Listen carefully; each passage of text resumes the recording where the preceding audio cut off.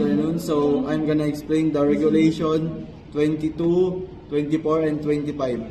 So regulation 22, prevention and control of water ingress and etc.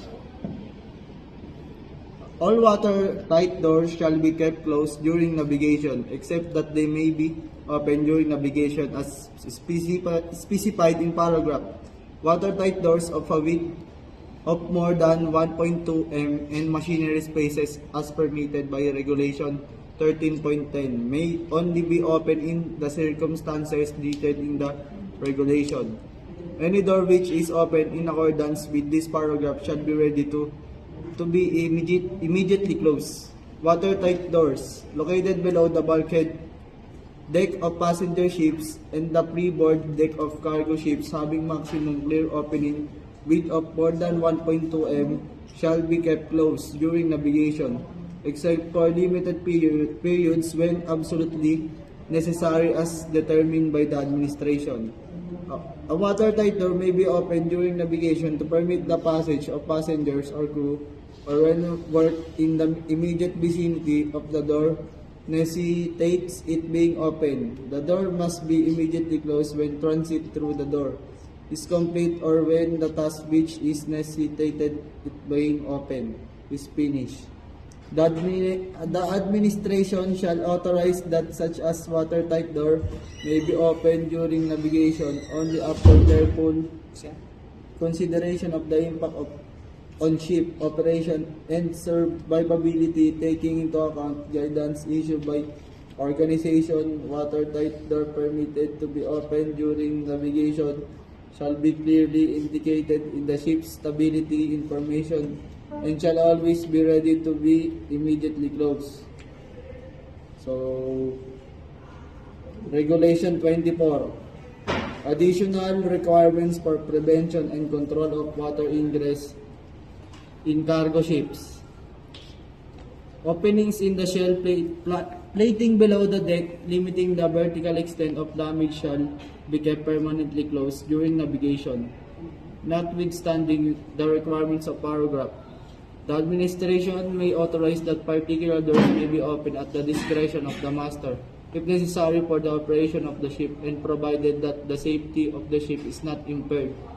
Watertight doors or ramps fitted to internally subdivide large cargo spaces shall be closed before the voyage commences, shall be kept closed during navigation. The time at which such doors are open or closed shall be recorded in such logbook as may be prescribed by the administration. The use of access door and latch covers intended to ensure the watertight integrity of internal openings shall be authorized by the officer of the watch.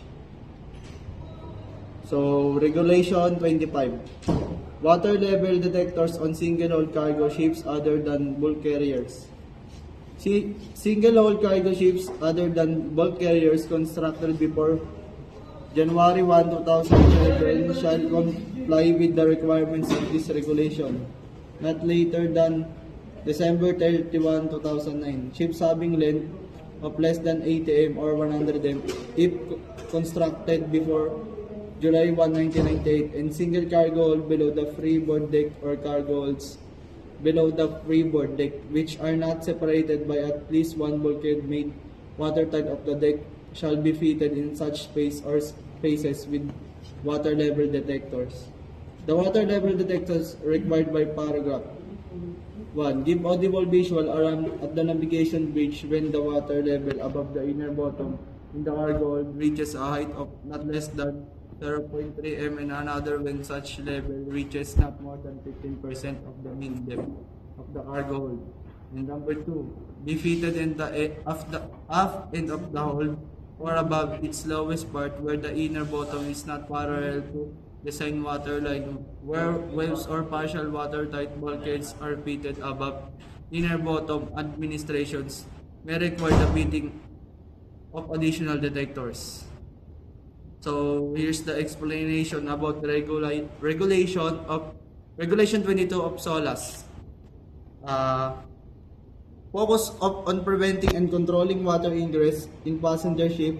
It requires vessels to have effective measures in place such as watertight compartment and bilge system to manage any water that enters the ship. This regulation aims to ensure that water ingress does not compromise stability or safety, ultimately enhancing the vessel's survivability and emergency.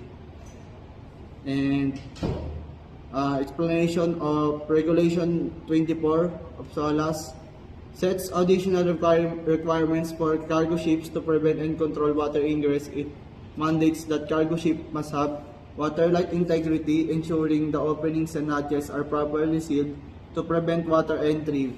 Build system effective bilge pumping system to manage any water that does enter the ship. Flooding measures, procedures, and equipment in a place to detect and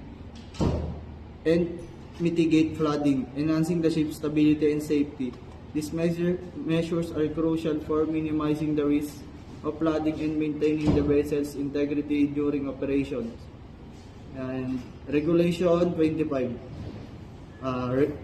It requires single-hull cargo ships, excluding bulk carriers, to be equipped with water level detectors and their cargo holds. These detectors must provide an alarm if water accumulates beyond a specified level, enabling crew members to prompt action to prevent flooding. This regulation aims to enhance safety by ensuring that potential water ingress is quickly identified and addressed, ultimately protecting the vessel's stability and integrity.